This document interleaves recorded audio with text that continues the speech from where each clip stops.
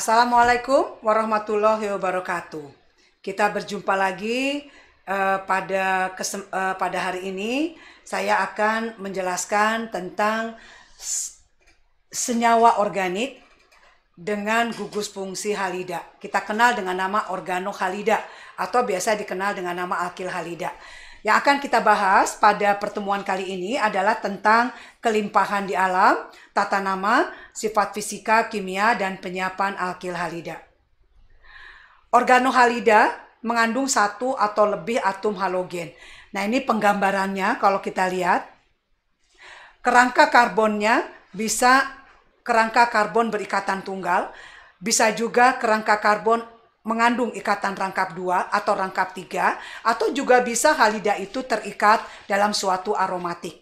Ya, nah penulisan secara umum biasanya dituliskan dalam bentuk RX, di mana R ini adalah menunjukkan alkil, rantai karbon tadi, sedangkan X itu adalah menunjukkan halogen. Senyawaan organohalida itu tersebar di alam, terutama di organisme laut. Digunakan di dalam aneka aplikasi industri. Salah satu contoh, trikloroetilena. Ini adalah banyak digunakan sebagai pelarut. Kemudian halotana. Ya, kalau kita lihat, ini yang biasa digunakan untuk anestesi yang dihisap atau disebut juga sebagai anestesi hirup. Kemudian ada diklorofluorometana. Ini yang dikenal sebagai zat pendingin. Ini yang biasa dipakai untuk refrigerator atau lain sebagainya. Ada juga yang dikenal dengan nama bromometana yang banyak digunakan sebagai fumigan, artinya adalah untuk membasmi beberapa serangga, terutama adalah untuk pembersihan gudang dari kutu atau dari serangga atau lain sebagainya. Kemudian contoh lain adalah epibatidina. Ini adalah dari kodok Ekuador. Ya, jenisnya Epipedobates tricolor, ya, di mana ini disinyalir menjadi suatu obat penghilang rasa nyeri. Bahkan penghilang nyerinya 200 kali lebih kuat daripada morfin. Morfin adalah tergolong kelompok senyawaan alkaloid. Kita masuk yang pertama adalah tata nama dan struktur. Penamaan daripada organohalida itu secara IUPAC bisa dituliskan dengan nama haloalkana atau nama umumnya dituliskan dalam bentuk alkil halida. Jadi halida sebagai ujungnya, sedangkan rantai karbon yang diikat dikenal sebagai alkil. Saya ambil contoh di sini, iodometana. Itu adalah penamaan secara haloalkana menurut IUPAC. Nama umumnya bisa saya tuliskan sebagai metil iodida. Contoh lagi ini. Kalau kita lihat, nama IUPAC-nya gugus klor dijadikan sebagai substituen, terikat pada posisi C nomor 2, maka dikenal dengan nama 2-kloropropana. Sedangkan nama umumnya, gugus klor terikat pada karbon yang memisah dua bagian yang sama. Ini yang kita kenal dengan nama isopropil, maka dikenal dengan nama isopropil klorida. Berikan nama IUPAC untuk senyawa-senyawa di bawah ini. Kalau kita lihat, penomoran atom karbon terendah, Anda tentukan dulu induknya. Induk terpanjang kalau kita lihat, ini adalah yang dipilih. Saya ambil contoh. Ya, kalau ambil yang ke sini lebih pendek, ambil ke atas lebih pendek. Ya, jadi yang terpanjang adalah yang bentuknya adalah terlihat linier. Mengandung C-nya berapa? 1, 2, 3, 4, 5, 6, 7, 8. Mengandung C8. Kemudian di dalam rantai induk ada substituen. Ada substituen alkil, ada 2, dan substituen adalah gugus fluor. Penomoran itu dimulai dari kanan, karena substituen ini akan menempati pada penomoran yang terendah. Ini adalah 1, 2, 3, 4, 5, 6, 7, 8. Apabila Anda mulai dari kiri ke kanan, maka substituen akan menempati pada penomoran lebih tinggi. Itu tidak dipilih.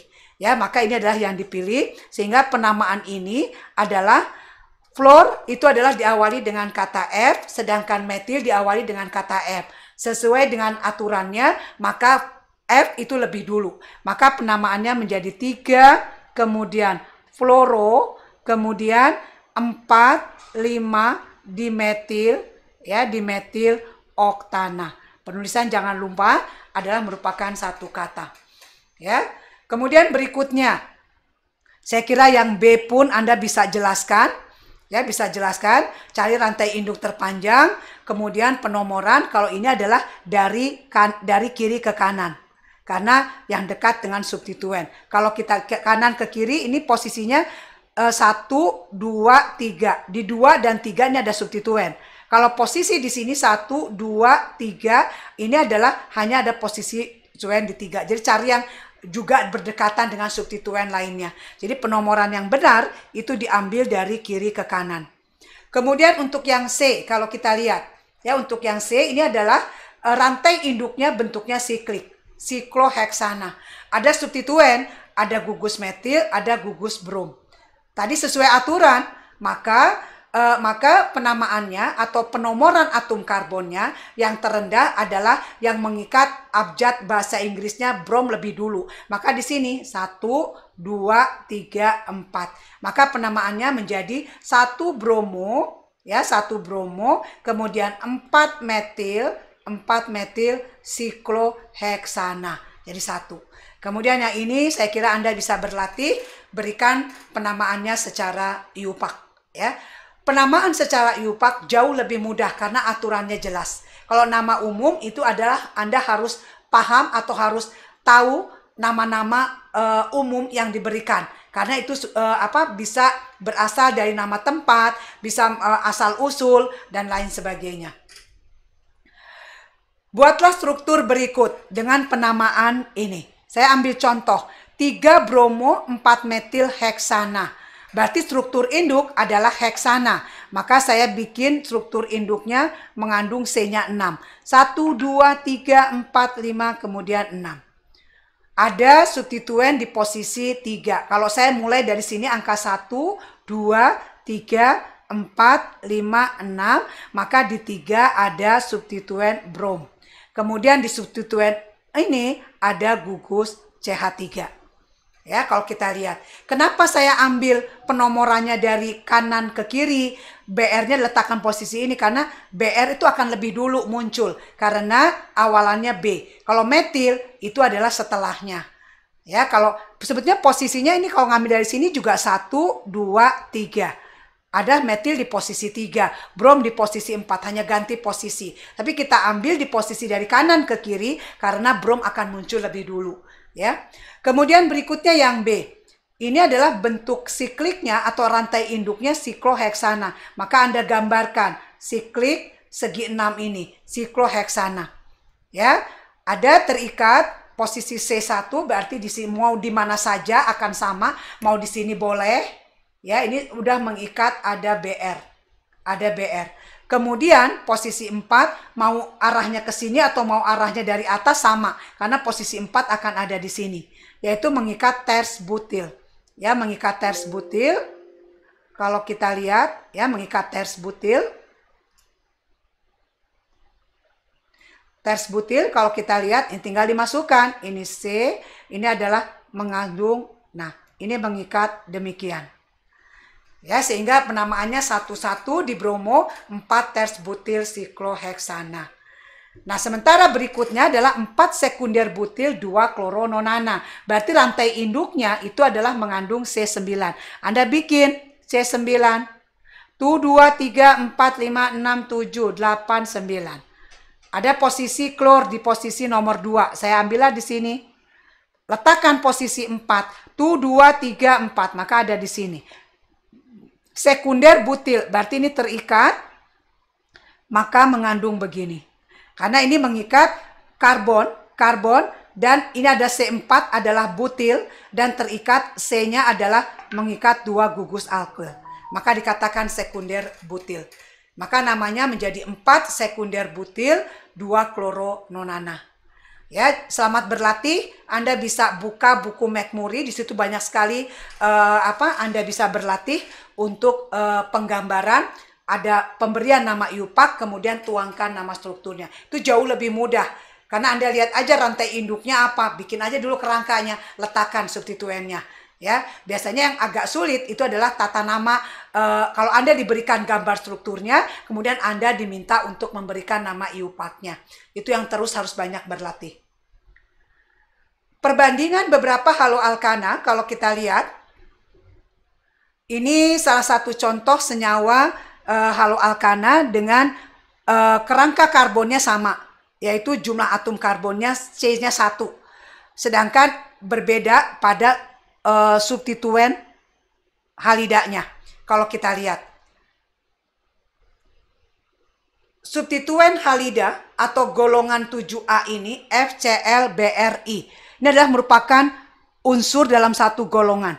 Kalau kita lihat dari atas ke bawah, jari-jarinya itu adalah lebih panjang. Otomatis panjang ikatan yang dibangun antara karbon dengan fluor, karbon dengan klor, karbon dengan brom, karbon dengan iod, itu pun akan berbeda. Semakin ke bawah itu panjang ikatannya adalah semakin panjang. Ini akan berkaitan dengan kekuatan ikatan. Dengan makin panjang ikatan, otomatis kekuatan ikatannya makin lemah. Itu akan berkaitan dengan energi ikatan yang digunakan nanti untuk memecah ikatan tersebut. Jadi, dengan makin panjang ikatan, otomatis kekuatan ikatannya pun akan makin lemah. Itu ditunjukkan dari energi ikatannya yang semakin rendah. Maka kalau kita lihat, I akan sangat mudah dilepaskan dibandingkan gugus halida lainnya. Yang paling sulit adalah F kalau kita lihat, karena energi ikatannya adalah sangat tinggi.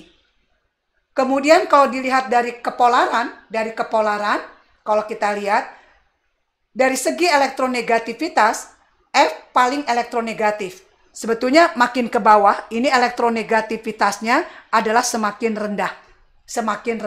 Seharusnya momen dipolnya kalau mengikuti aturan dari atas ke bawah itu pun makin rendah. Kalau Anda lihat, keteraturan itu bisa terlihat ini, yaitu dari CH3Cl, CH3Br ke CH3I. Ini ada keteraturan. Makin ke bawah, itu momen dipol makin rendah. Sementara untuk CH3R, itu kalau kita lihat nilai momen dipolnya justru lebih rendah daripada CH3Cl. Hal ini karena F yang terlalu elektronegatif dan sifat ionik yang ada antara C dengan F itu lebih besar. Maka kecenderungan ke arah ioniknya lebih tinggi. Maka kenapa momen dipolnya adalah lebih rendah. Kalau Anda lihat ikatan kovalen antar atom apakah yang paling kuat, dilihat yang panjang ikatannya lebih pendek. Maka yang paling kuat adalah C dengan F. Bagaimanakah hubungan antara panjang dan kekuatan ikatan? Tadi sudah saya jelaskan, semakin panjang ikatan, kekuatan ikatan semakin lemah. Akibatnya, energi ikatannya pun akan semakin turun. Artinya adalah substituen halida itu makin mudah untuk dilepaskan. Berikutnya, penyiapan alkil halida. Banyak cara untuk menyiapkan alkil halida. Salah satu caranya adalah melakukan halogenasi alkana, yaitu yang sudah dijelaskan sebelumnya melalui suatu reaksi substitusi radikal. Reaksi substitusi radikal ini akan melibatkan yang namanya 3 tahapan. Tahapan inisiasi itu adalah mengawali untuk membentuk suatu radikal. Ini biasanya diperlukan suatu inisiator. Kemudian ada tahapan propagasi, itu adalah tahapan perpanjangan rantai, yaitu reaksi antara molekul dengan suatu radikal akan membentuk radikal-radikal baru. Kemudian tahapan terminasi adalah tahapan penghentian. Kalau kita lihat, jadi kalau kita gambarkan mekanisme halogenasi alkana, jadi awali yaitu terjadi pembentukan radikal klor dengan bantuan suatu inisiator dengan energi besarnya adalah energi UV H dikalikan frekuensi, maka akan menghasilkan 2 radikal klor. Radikal klor ini akan menyerang gugus metana sehingga akan mensubstitusi hidrogen, maka akan menghasilkan, kalau kita lihat akan menghasilkan CH3Cl. Ya, jadi tahap satunya maka akan terjadi pembentukan HCl dengan pembentukan CH3 radikal. CH3 radikal ini akan berinteraksi nanti dengan Cl2 maka akan menghasilkan CH3Cl. Seperti itu. Ya. Nah, terus berlanjut dengan ketemu radikal Cl lagi, mungkin akan mensubstitusi hidrogen lagi, maka menjadi CH2Cl2 dan seterusnya. Maka biasanya karena reaksi radikal itu biasanya sulit dikendalikan. Untuk menghentikan itu masuk ke tahap terminasi. Itu adalah radikal ketemu radikal. Jadi memungkinkan byproduct yang dihasilkan kalau misalkan CH3 radikal ketemu CH radikal, maka akan menghasilkan suatu etana. Ya, atau lagi ketemu Cl radikal dengan Cl radikal akan menghasilkan molekul Cl2. Kalau kita gambarkan secara keseluruhan, sebetulnya adalah CH4 direaksikan Cl2 akan menghasilkan suatu CH3 Cl ditambah HCl. Tapi kemungkinan bisa byproduct lainnya, ya, byproduct lainnya. Jadi penyiapan alkil halida itu salah satunya dengan halogenasi alkana. Ini salah satu contoh yang akan bisa memungkinkan terjadi pembentukan produk-produk lainnya. Yang kita harapkan adalah metil klorida, tapi memungkinkan terbentuk metilena, kloroform, ataupun karbon tetraklorida. Kemudian apabila molekul berikutnya, saya ambil butana. Pada butana, sekarang kondisi hidrogen ada dua macam, yaitu posisi yang di ujung itu adalah kondisi hidrogen primer. Sementara yang di tengah itu kondisi hidrogennya adalah terikat pada karbon yang sekunder. Jadi kalau kita reaksikan dengan Cl2, maka akan didapatkan dua produk kalau kita lihat. Yang terikat pada ujung yaitu terikat pada karbon primer atau terikat di tengah, terikat pada karbon sekunder. Ini kalau kita lihat terbentuk dengan perbandingan 30 berbanding 70. Ditambah mungkin produk poliklorinasi berikutnya, ya, seperti itu. Sehingga kalau kita lihat dari segi reaktivitas, mana yang lebih reaktif? Mana yang lebih reaktif, apakah primer atau sekunder? Anda bisa menentukan kalau kita lihat 70% itu adalah pada kondisi 2-klorobutana, pada sekunder, yaitu 70%. Jumlah atom karbon sekunder, jumlah atom hidrogen sekunder itu ada 4, maka saya bagi 4. Sementara yang primer di ujung itu adalah jumlah atom hidrogennya 6. Maka kalau Anda hitung 70% dibagi 4, dibagi 30%, dibagi 6, dapatkan 3,5. Ya, 3,5 ternyata lebih reaktif daripada reaktivitas hidrogen primer. Kalau kita lihat. Contoh berikutnya adalah senyawaan 2-metil propana. Ada dua jenis hidrogen. Ada hidrogen primer. Ini di ujung, yang di ujung itu sama kondisinya primer, sedangkan posisi di sini adalah hidrogen tersier. Kalau kita lihat. Kalau kita lakukan klorinasi akan didapatkan dua produk, yaitu yang tertempel pada karbon tersier dan yang tertempel pada karbon primer.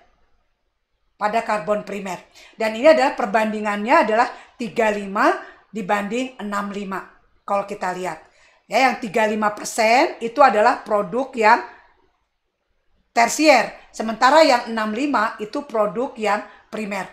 Maka Anda tinggal bisa bandingkan untuk menentukan reaktivitas tersier terhadap primernya. Ini kalau kita lihat. Maka pada kondisi tersier jumlah atom hidrogennya hanya 1. Sedangkan pada primer jumlah atom hidrogennya ada 9. Maka Anda buat perbandingan, maka didapatkan ternyata reaktivitas daripada hidrogen tersier itu 5 kali daripada reaktivitas hidrogen primer. Jadi Anda bisa tentukan, ya. Nah, jadi kalau untuk Cl2 itu adalah akan menghasilkan seperti itu. Ya, jadi kalau kita bandingkan, ini reaktivitas terhadap monoklorinasi untuk kondisi yang primer, kemudian sekunder, kemudian yang tersier. Itu dapat saya tuliskan atau gambarkan reaktivitasnya adalah yang tersier lebih reaktif daripada sekunder, daripada yang primer. Ya, dan itu tergambar dari energi ikatannya. Energi ikatannya yang tersier itu lebih rendah daripada sekunder, daripada yang primer. Jadi kalau kita lihat ikatan CH mana yang mudah diputus? Yaitu ikatan CH yang terikat pada kondisi tersier. Ya, karena kalau kita lihat energi ikatan yang dibutuhkan juga rendah. Jadi adalah yang paling mudah putus, yang tersier. Contoh atau latihan, tuliskan semua kemungkinan produk monoklorinasi pada 2,6 dimetilheptana beserta persentasenya. Kalau kita lihat, ini saya minta bisa berlatih. Anda bisa gambarkan 2,6 dimetilheptana, kemudian tentukan ada berapa jenis hidrogen kondisi yang ada dalam struktur tersebut. Ya, dalam struktur tersebut. Ini kalau saya ambil contoh aja gambar strukturnya saja dulu ya. Heptana. Heptana itu C-nya 7. Kalau saya gambarkan 1, 2, 3, 4, 5, 6, 7. Kemudian ada posisi di sini 2, 3, 4, 5, 6 ada posisi di sini. Ini kalau kita lihat yang ujung ini ada hidrogennya primer. Kemudian yang tengah ini kalau kita lihat ini adalah tersier sama dengan posisi ini. Yang tengah di sini ada sekunder. Jadi lengkap, ada primer, ada sekunder, ada tersier. Ya, silahkan Anda bisa gambarkan kemungkinan produk monoklorinasinya. Ya, karena tadi ada 3 jenis hidrogen di situ. Ada sekunder, ada primer, kemudian ada tersier. Ya, sehingga akan banyak ragam terbentuk. Reaksi brominasi umumnya lebih selektif. Sekarang kita masuk pada halogenasi berikutnya menggunakan brominasi. Brominasi umumnya lebih selektif ketimbang klorinasi. Kenapa? Elektronegatif brom itu lebih rendah daripada Cl. Ya, karena tahap abstraksi hidrogen oleh radikal bromin ini adalah lebih endotermik kalau kita lihat. Jadi kalau kita bandingkan dari segi energinya, kalau untuk Cl2 itu ke arah eksotermik, sedangkan kalau Br itu ke arah endotermik kalau kita lihat. Nah, ini salah satu contoh untuk mengabstraksi hidrogen tersier kalau kita lihat. Ya, diserang oleh radikal kalau kita lihat. Nah, tinggal radikalnya apakah radikal Cl atau radikal Br. Ya, kalau radikal Cl, nah ini adalah abstraksi hidrogennya adalah cenderung eksotermik. Sementara kalau untuk Br itu abstraksi hidrogennya cenderung endotermis. Nah, ini adalah salah satu contoh reaksi tadi metilpropana dengan Br2, maka produk yang berlimpah justru adalah yang 2 bromo 2 metilpropana, bahkan hampir mendekati 100% dibandingkan dengan tadi klor. Kalau klor adalah perbandingannya tadi 35 65 yang kondisi primer yang lebih mudah, yang lebih banyak ininya ya, lebih banyak produknya kalau kita lihat. Tapi sebaiknya dengan menggunakan Br2 adalah kondisi yang tersier yang jauh lebih banyak persentasenya. Yaitu yang menunjukkan brom lebih selektif, ya, lebih selektif tadi. Karena di samping sifatnya yang elektronegatifnya lebih rendah dibandingkan Cl. Kemudian berikutnya penyiapan halida berikutnya adalah brominasi alilik. Anda harus kenal yang namanya alilik. Ya, posisi manakah yang dimaksud dengan posisi alilik dan manakah yang posisi finilik, itu Anda harus kenal sebagai seorang kimia. Kalau kita lihat, ini ada hidrogen. Dia terikat pada ikatan karbon-karbon rangkap 2. Ini yang kita kenal dengan nama finilik. Jadi hidrogen terikat finilik. Sementara kalau misalkan yang hidrogen yang di sini itu adalah terikat, kalau kita lihat adalah posisinya ini. Nah, kalau dihitung dari ikatan rangkap kemudian ikatan tunggal baru mengikat hidrogen. Ini yang dikenal dengan nama posisi alilik. Sementara hidrogen yang hijau warna ini adalah terikat seperti biasa. Ya, tidak ada hubungan dengan alilik ataupun finilik. Jadi kalau kita bandingkan energi ikatannya, hidrogen yang terikat finilik, energi ikatannya jauh lebih tinggi. Maka otomatis lebih kuat dan sulit untuk diputus. Ya, kemudian yang keduanya sulit untuk diputus adalah pada yang terikat yang hijau ini. Ya, pada yang tidak berhubungan dengan finilik ataupun alilik. Kalau kita lihat, yang ini 410. Sedangkan untuk hidrogen alilik, ini energinya lebih rendah, 370 kalau kita lihat. Dan posisi yang sangat mudah dilepas. Ini yang posisi alilik. Ya, jadi ikatan CH manakah yang paling mudah diputus? Yaitu ikatan hidrogen pada alilik.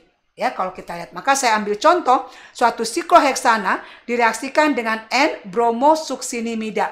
Ini adalah salah satu reagen yang bisa mensuplai brom dalam konsentrasi yang rendah dan biasanya sangat spesifik untuk memasukkan gugus brom pada posisi alilik dan posisi bensilik. Kalau kita lihat, tentukan mana posisi aliliknya. Kalau kita lihat ini, nah ini adalah posisi alilik. Yang ini pun posisi alilik. Kalau kita lihat, ini pun posisi alilik. Kalau melihat seperti ini. Maka produk yang kita dapatkan itu bentuknya adalah seperti ini. BR-nya ini. Atau sama saja sebetulnya. Ya, ini BR-nya yang di atas. Itu adalah kondisi sama-sama alilik. Itu produk yang dibangun. Ya, seperti itu. Kemudian reaksi berlangsung melalui jalur reaksi radikal. Ini adalah mekanismenya, mekanisme untuk menghasilkan BR radikal, ya, atau penyerangan BR radikal. Tadi BR radikal itu dibentuk tadi dari N-bromosuksinimida, membutuhkan inisiator, maka akan menghasilkan BR radikal, ya. Kemudian BR2, maka BR2-nya akan menjadi radikal, ya, dengan inisiator, maka akan bereaksi, ya, akan bereaksi dengan suatu senyawa sikloheksana. Nah, ini adalah konsep reaksinya. Jadi awalnya terjadi abstraksi pada hidrogen alilik, maka akan terbentuk hidrogen alilik seperti ini. Hidrogen alilik ini adalah terstabilkan oleh resonansi, ya, oleh resonansi. Kalau kita gambarkan, ini resonansinya. Kalau kita gambarkan, ya, ini akan mengalihkan bentuk. Ini akan satu radikal ke sini, ya, dan satu akan ke sini. Ini kalau kita lihat, ini adalah akan membentuk radikal double bond di sini dan satu radikal di sini. Demikian. Itu adalah resonansi daripada radikal alilik, ya, seperti itu. Akan membentuk ini.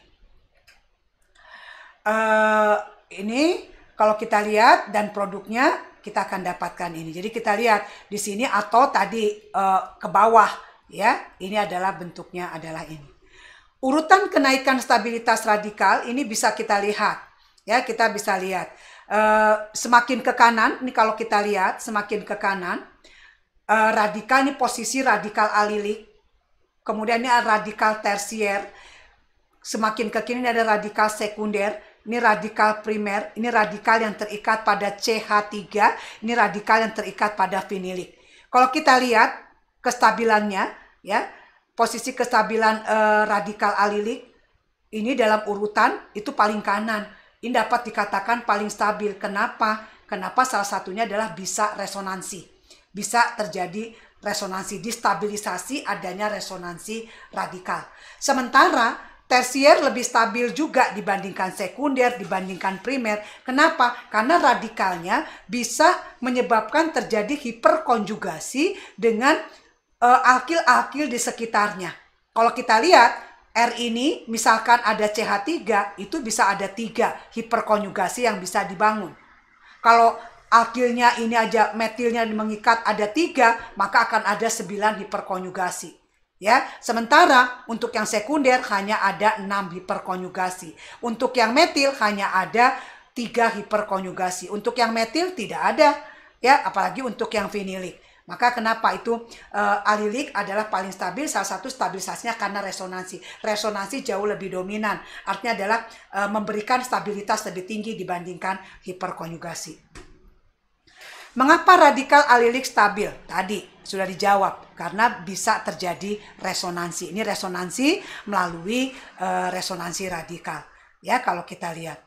Nah, berdasarkan gambar di samping, nah seperti ini kalau kita lihat, apakah hibridisasi dari atom C radikal? Nah, ini sebetulnya apa sih hibridisasinya? Hibridisasinya tetap adalah sp2. Dia menyisakan satu orbital P, hanya orbital P-nya berisi 1 elektron. Ya, berisi 1 elektron. Jadi hibridisasinya adalah sp2. Resonansi radikal alilik pada brominasi alilik suatu alkena tak simetrik ini biasanya akan menghasilkan suatu campuran produk. Ini saya ambil contoh 1 oktena. ya 1 oktena. Maka produk aliliknya itu adalah karbon yang di sini, alilik terhadap ini. Nah, berarti akan masuk ke situ. Maka posisinya kalau kita lihat, maka akan terjadi abstraksi hidrogen alilik akan menghasilkan radikal alilik yang pertama ini. Ini adalah yang pertama. Kemudian terjadi konsep resonansi secara radikal alilik, maka akan menghasilkan radikal ini. Ini adalah radikal primer. Sedangkan ini adalah radikal yang sekunder. Ya, radikal yang sekunder. Kalau kita lihat produknya, maka kita akan dapatkan di sini dan di sini.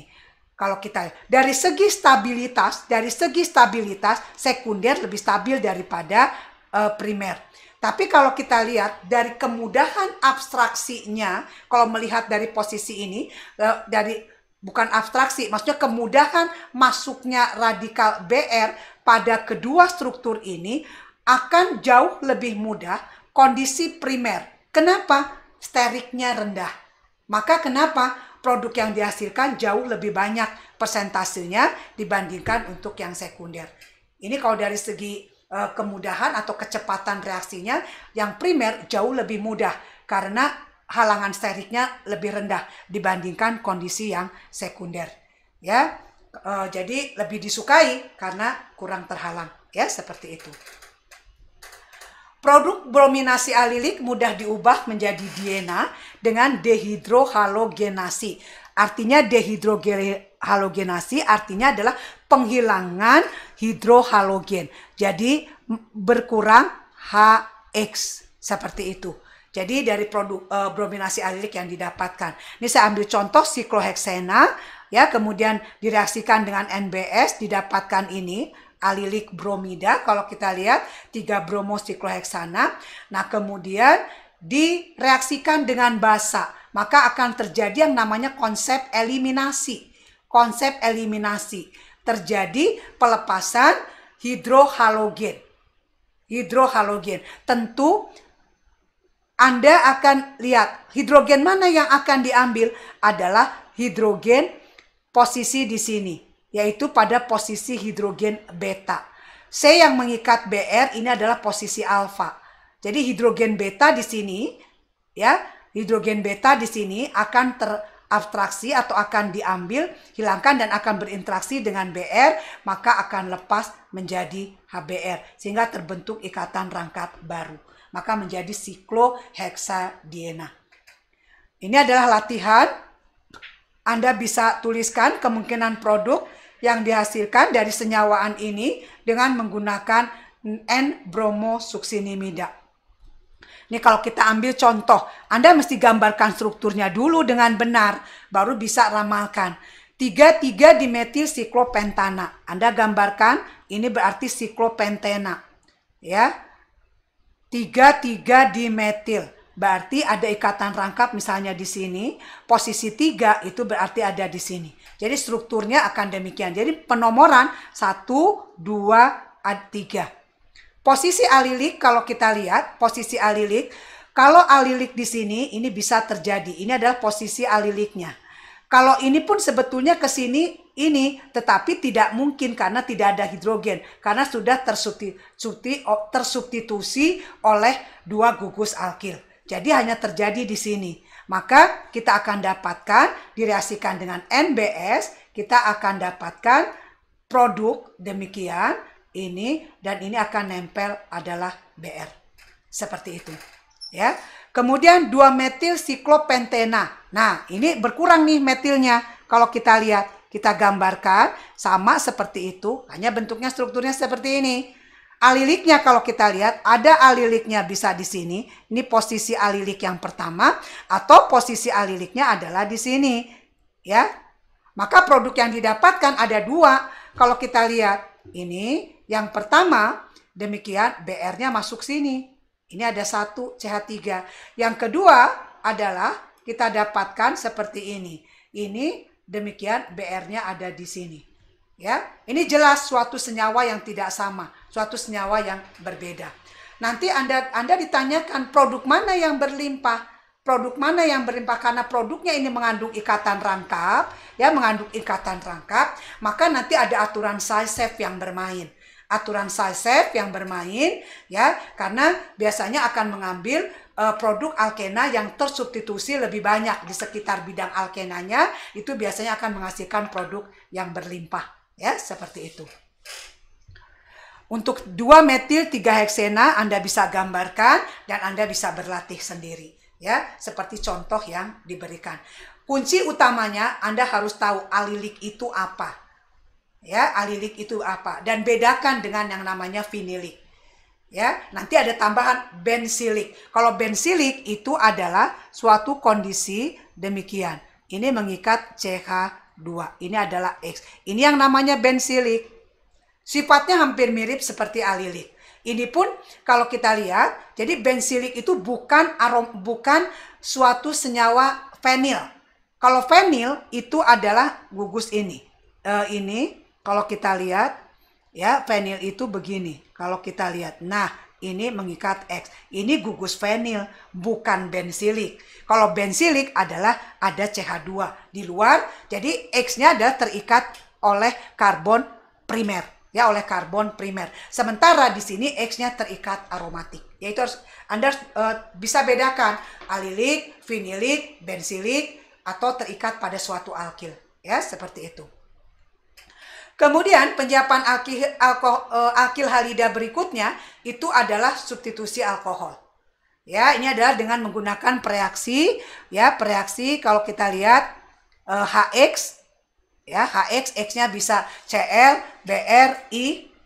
Maka gugus OH ini bisa disubstitusi dengan halogen. Maka akan terjadi senyawa haloalkana atau alkil halida. Ya, kalau kita lihat dari segi reaktivitas, tadi juga sebelumnya saya sebutkan OH itu tipenya seperti Cl, ya. Bisa kondisinya kalau kita lihat tipenya itu ada tipe yang kita lihat isomernya. Kalau kita lihat ya, isomernya itu tadi bisa isomer yang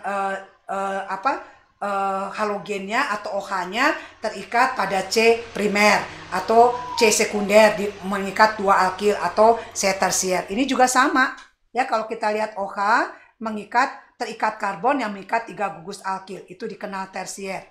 Dari segi reaktivitas itu makin ke kanan reaktivitasnya adalah semakin tinggi. Jadi OH pada posisi tersier itu reaktivitasnya lebih tinggi ya, kalau kita lihat. Ini contohnya saya punya senyawa ini. Ya, kalau kita lihat ini OH terikat tersier. Apa nama IUPAC-nya? Ya, nama IUPAC-nya. Nah, kalau kita lihat, nah ini posisinya nomor 1 ya di sini. Di mana mengikat substituen OH, maka ada substituen CH3. Nah, nama induknya adalah sikloheksana, tapi karena dia mengikat gugus fungsi OH, maka menjadi sikloheksanol. Maka ini penamaannya menjadi 1-metil sikloheksanol. Ya, kalau kita lihat. Kemudian direaksikan dengan HCl, ya, dengan pelarut ether. Kalau kita lihat pada suhu 0 derajat Celcius, ya, akan didapatkan substitusi OH dengan Cl. Apa nama IUPAC-nya? Dengan cara yang sama. Penomoran dari sini. Maka di sini kalau kita menamai dengan cara siklo atau haloalkana, maka induknya adalah ini. Induknya sikloheksana. Sedangkan klor dan metil adalah sebagai substituen. Terikat pada posisi nomor 1. Ya, klor dengan metil lebih dulu klor. Ya, yang dilihat abjad Inggrisnya. Klor itu dengan C. Maka penamaannya menjadi 1 kloro, kemudian 1 metil sikloheksana. Ya, ini adalah penyiapan alkil halida melalui substrat daripada alkohol. Atau bisa juga dengan reaksi tionil klorida SOCl2 atau fosforus trihalida atau PX3. X-nya bisa Cl, bisa Br. Ini yang biasanya sering digunakan tuh Cl atau Br. Kalau I itu terlalu lamban karena elektronegativitas sangat rendah. Kalau F itu adalah terlalu eksplosif karena elektronegativitasnya yang sangat tinggi. Nah, ini salah satu contoh, misalkan benzoin direaksikan dengan SOCl2, maka terjadi substitusi OH dengan Cl. Ini rendemennya sekitar 86%. 2-butanol dengan PBr3, OH juga disubstitusi dengan menggunakan Br. Rendemennya juga cukup tinggi, yaitu 86%. Keunggulan daripada kondisi reaksi menggunakan tionil klorida dibandingkan dengan asam halida itu kondisi reaksinya lebih lembut karena sifatnya yang kurang asam ya, dan biasanya tidak terjadi penataan ulang. Ya, atau penataan ulangnya itu lebih jarang. Karena kalau tadi itu adalah biasanya mekanismenya melewati karbokation yang bisa memungkinkan terjadi penataan ulang. Kemudian rendemennya juga biasanya tinggi, ya. Kemudian gugus fungsi lain seperti ether, karbonil atau aromatik tidak ikut bereaksi. Jadi memang posisinya dia hanya akan mensubstitusi daripada gugus OH. Itu kelebihan kalau kita menyiapkan alkil halida dengan substrat alkohol menggunakan tionil klorida atau fosforus trihalida. Sebagai latihan, tunjukkan bagaimana senyawa-senyawa berikut dibuat atau disintesis dari suatu alkohol. Saya ambil contoh. Misalnya 2 bromo, 2 metil butana. Ini produknya. Ini adalah produknya. Kita gambarkan mengandung C4. Ini adalah Br. Kemudian ada mengandung CH3. Ini dibuat dari apa? Ya, dibuat dari apa? Ini kalau kita lihat. Kalau kita lihat, kita gambarkan kerangkanya tetap. Ini adalah CH3, di sini adalah gugus OH. Jadi tersubstitusi OH oleh Br. Ya, oleh Br kalau kita lihat. Hanya cuma tinggal reagen yang digunakan. Reagen yang digunakan. Tadi Anda bisa gunakan HX, di mana X-nya tentu adalah Br. Ya, X-nya adalah Br. Atau Anda gunakan adalah fosforus trihalida. Misalnya adalah PBr3. PBr3. Ya, seperti itu. Dan hanya kalau kita lihat untuk mendapatkan rendemen yang tinggi itu adalah sangat lebih baik kalau direaksikan dengan PBr3 ya, dibandingkan dengan HBr. Karena kalau dengan HBr ini mekanismenya memungkinkan, mekanismenya adalah melewati pembentukan karbokation yang bisa menyebabkan terjadi penataan ulang. Maka mungkin produk yang dihasilkan itu justru byproduknya yang lebih tinggi rendemennya dibandingkan produk yang diinginkan, ya, seperti itu. Jadi untuk kloropentana juga Anda bisa gambarkan, pentana gambarkan tuh 2 3 4 5, 1 kloro berarti mengikat di ujung seperti ini. Itu juga sama. Anda bisa berarti awalnya juga di ujung. Kalau kita lihat itu adalah dari gugus OH. Cuma tinggal mana yang mau dipakai. Mana yang dipakai? Apakah menggunakan HX, yaitu tentunya adalah menggunakan HCl, atau menggunakan tionil klorida. Ya, menggunakan tionil klorida. Seperti itu. Hanya cuma tinggal perbedaan rendemen yang dihasilkan. Itu bisa digunakan. Ya, jadi mudah-mudahan kalian bisa berlatih. Ya, bisa berlatih. Ini kuncinya. Anda harus bisa gambarkan strukturnya dengan benar. Baru Anda bisa lihat letak posisinya. Ya, letak posisinya, sehingga gambarkan struktur awalnya seperti gambar struktur produk, hanya cuma tinggal penggantian Br oleh gugus OH, ya, seperti itu. Kemudian berikutnya adalah reaksi alkil halida. Ini yang paling banyak, contohnya adalah salah satu menyiapkan reagen yang kita kenal dengan nama organologam. Ini terkenal dengan nama pereaksi Grignard. Organologamnya, logamnya yang digunakan adalah logam magnesium. Ya, jadi reaksi Grignard ini bisa dibuat kalau saya punya suatu alkil, bisa alkil, tersier, primer atau sekunder, alkenil atau aril. Ya, ini kalau saya lihat ini adalah dalam bentuk RX, ini bentuknya tadi alkil atau alkenil atau aril.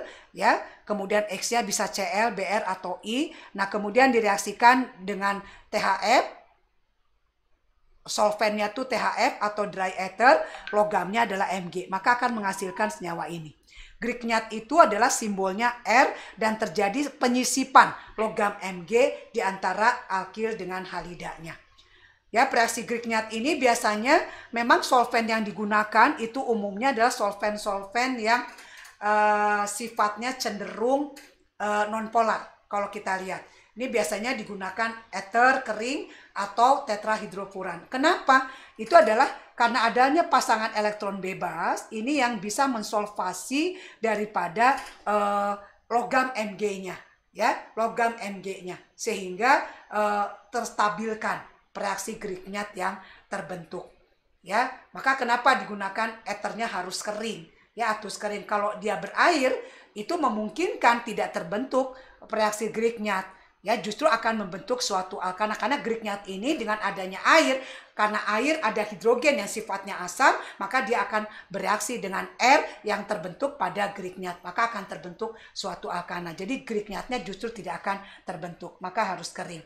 Dan solvent yang digunakan itu lebih baik bentuk tetrahidrofuran karena dia bentuk siklik seperti ini, itu jauh lebih baik. Karena ini menunjukkan, kalau kita lihat kalau dia bentuk siklik itu seolah-olah dia terikat tangan ke belakang. Sehingga pasangan elektron bebas ini adalah betul-betul tertuju untuk menstabilkan Mg. Tapi kalau misalkan di ethyl ether, kalau kita lihat ini R, dia rantainya panjang, demikian, misalnya panjang seperti ini, itu dia mudah sekali berotasi. Maka menghalangi posisi, bisa saja menghalangi posisi daripada PEB yang ada di oksigen itu untuk mensolvasi daripada Mg. Sehingga bisa juga menurunkan kestabilan daripada Grignard yang dibentuk. Ya, seperti itu. Mengapa reaksi Grignard tergolong organologam? Karena di sini adalah terjadi ikatan karbon dengan logam. Ya, gugus alkil pada organologam, ya, kalau kita lihat karena logam itu cenderung elektropositif, otomatis karbonnya akan bersifat elektronegatif. Maka karbon yang terikat logam maka lebih cenderung bersifat nukleofili. Ya, kemudian rendemen sintesis reaksi Grignard itu biasanya sangat tinggi, yaitu mendekati sampai 95%, antara 85 sampai 95%, ya. Dan Anda bisa menuliskan contoh reaksi pembuatan reaksi Grignard karena tadi sudah digambarkan di mana gugus alkilnya itu bisa alkil primer, sekunder atau tersier atau bentuk alkenil atau bentuk aril, sebetulnya juga bisa bentuk alilik. Ya, bentuk alilik pun bisa. Itu kita bikin bentuk reaksi Grignard, ya, seperti itu. Ya, Anda bisa ambil contoh posisi-posisi kedudukan daripada alkil halida tersebut. Mekanisme untuk pembentukan reagen atau reaksi Grignard itu memang masih diperdebatkan. Ya, diduga proses pembentukannya itu adalah melewati reaksi radikal. Nah, ini adalah salah satu pendekatan untuk pembentukan Grignard kalau kita lihat, ya, reaksi radikal, tetapi memang belum diketahui secara pasti. Ya, hasil eksperimen dengan Mg radioaktif itu memperlihatkan kesetimbangan antara alkil magnesium halida dan dialkil magnesium. Jadi kondisinya adalah seperti ini. Ini adalah menggunakan radioisotop Mg. Ya, sehingga kita bisa melihat sebetulnya posisi yang benar itu adalah posisi yang bagaimana ternyata reaksi Grignard itu berada dalam keseimbangan, ya, berkeseimbangan tadi R2Mg dan Mgx2. Ya, reaksi Grignard dapat mereduksi alkil halida akan menghasilkan suatu alkana. Nah, ini adalah salah satu banyak digunakan karena Grignard ini sebagai sumber nukleofili karbon. Sehingga terjadi penyambungan nanti karbon-karbon di mana karbon nukleofilinya itu adalah karbon yang berasal dari reagen atau reaksi Grignard. Ini salah satu contoh, nih saya punya suatu alkil halida, ya, kemudian dibikin Grignard, ya, dibikin Grignard kalau kita lihat. Kemudian saya reaksikan kalau kita lihat ini dengan air. Dengan air, maka Grignard ini akan terlepas, maka CH2-nya akan mengikat hidrogen, maka membentuk CH3. Maka selalu hindari air, karena akan produknya menghasilkan suatu alkana. Ya, reaksi Grignard itu akan bereaksi dengan asam-asam lemah. Ya, selain air, kalau kita lihat ada karboksilat atau suatu senyawa hidrogen yang terikat suatu alkuna atau CSP, hibridisasi SP, atau suatu senyawaan amina. Jadi hindari, karena justru produknya akan menghasilkan suatu alkana, tidak produk yang diinginkan. Ya, dengan alkohol pun demikian, karena ada hidrogen yang bersifat asam. Ya, ada hidrogen yang bersifat asam. Ini contohnya adalah Anda diminta melengkapi reaksi berikut. Ya, ini dari brom. Ini mengikat menjadi D. Reagen apa yang ditambahkan di sini? Ya, kalau kita lihat masuknya D, maka kita reaksikan dengan senyawa NAD. Ya, NAD, maka Br akan disubstitusi oleh deuterium. Kemudian kalau ada Grignard direaksikan dengan ini, maka produknya akan menghasilkan apa? Nah, ini ada hidrogen sifatnya asam, maka produk yang dihasilkan akan menghasilkan CH4. Ya, CH4 dan akan menghasilkan H, kemudian C, ini adalah negatif, ini yang berikatan dengan Br. Tapi produk ininya adalah CH4 ditambah suatu produk ini. Ya, kalau kita lihat. Kemudian organologam lainnya. Ya, organologam lainnya itu adalah reaksi kopling. Ya, reaksi kopling. Ini adalah beberapa contoh interaksi antara karbon dengan berbagai logam. Kalau kita lihat, logamnya bisa Na atau bisa kalium, bisa magnesium atau litium, contohnya ini, atau bisa dengan logam-logam yang tergolong transisi. Kekuatan nukleofiliknya pasti akan berbeda. Ya, yang paling reaktif atau paling sifatnya logam adalah natrium kalium. Maka kita bisa gambarkan seperti halnya kation anion. Maka karbon cenderung mengemban negatif, logamnya mengemban positif. Jadi seolah-olah memang terjadi ikatannya adalah primer ionik. Sementara kalau golongan ini, ya, logam Mg atau Li, itu kecenderungan sifat logamnya sedikit lebih turun dibandingkan daripada Na atau K, ya, maka penulisannya pun adalah tidak nyata positif negatif, tapi karbon dituliskan seolah-olah dia bermuatan negatif. Kalau dengan logam transisi justru tidak terlihat, karena logam transisi sifat logamnya adalah ini tidak terlalu reaktif seperti golongan 1A. Sehingga kalau kita lihat ini makin ke kanan, itu reaktivitasnya adalah makin menurun. Ya, kalau kita lihat. Salah satu contohnya ini adalah akil litium. Ini salah satu reagen organolitium. Kalau kita lihat ini cara proses pembuatannya. Ya, di mana akil halida direaksikan dengan litium maka didapatkan organolitium. Bisa R-nya juga suatu senyawa fenil ataupun arir. Nah, ini reaktivitasnya kalau kita lihat, ya, reaktivitasnya semakin ke kanan ini ada atau dalam satu golongan, halogennya adalah semakin ke atas Cl, itu adalah reaktivitasnya makin menurun. Ya, yang paling baik itu adalah kalau menggunakan alkil halidanya, halidanya adalah iod kalau kita lihat. Nah, ini salah satu contoh, saya punya 1 bromobutana direaksikan dengan 2 Li, maka produknya akan menghasilkan butil litium. Butil litium ini adalah kategorinya masuk ke nukleofili dan basa kuat. Ya, ini adalah merupakan analog dari reaksi Grignard. Ya, kalau kita lihat kekuatan nukleofilik di sini dengan kekuatan nukleofilik yang terikat dengan logam Mg, ini jauh lebih nukleofili daripada CH yang terikat Mg, ya, kekuatannya. Kemudian pembentukan litium di alkil kuprat, yaitu dengan rumus umum R2CuLi. Ini dikenal dengan nama reaksi Gilman. Ya, ini dibuat kalau saya punya metil-litium, ini organolitiumnya, kalau kita lihat saya reaksikan dengan kuproiodida, Cu yang bervalensi 1.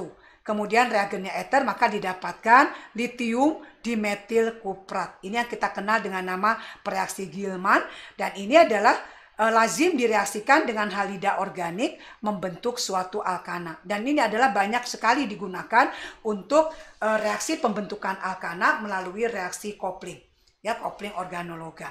Seperti ini. Ini salah satu contoh, misalkan salah satu contoh. Nah, ini adalah dimetil kuprat kalau kita lihat. Direaksikan dengan suatu alkil halida. Maka alkil halida di sini akan digantikan oleh 1 gugus CH3. Maka produknya kita akan dapatkan CH3, ini CH2 8 kali, kemudian CH2 masuk 1 CH3. Ya, seperti itu. Ini pun sama kalau kita lihat iodida ini akan digantikan oleh CH3, ya, oleh 1 CH3. Pada posisi ini kalau kita lihat apa yang mesti ditambahkan? Apa yang mesti ditambahkan untuk mendapatkan ini? Ya, kalau kita lihat menambahkan ini, kalau kita lihat, maka ini bisa ditambahkan reaksi litiumnya. Kalau kita lihat pakai ini CH3, ini 2 kali CuLi. di metil kuprat. Kalau kita lihat, maka kita akan dapatkan senyawa ini. Bisa nggak dengan reagen Grignard, misalnya CH3MgCl? Ya, biasanya tidak lazim. Pada Grignard itu terjadi pembentukan kopling, biasanya tidak lazim. Jadi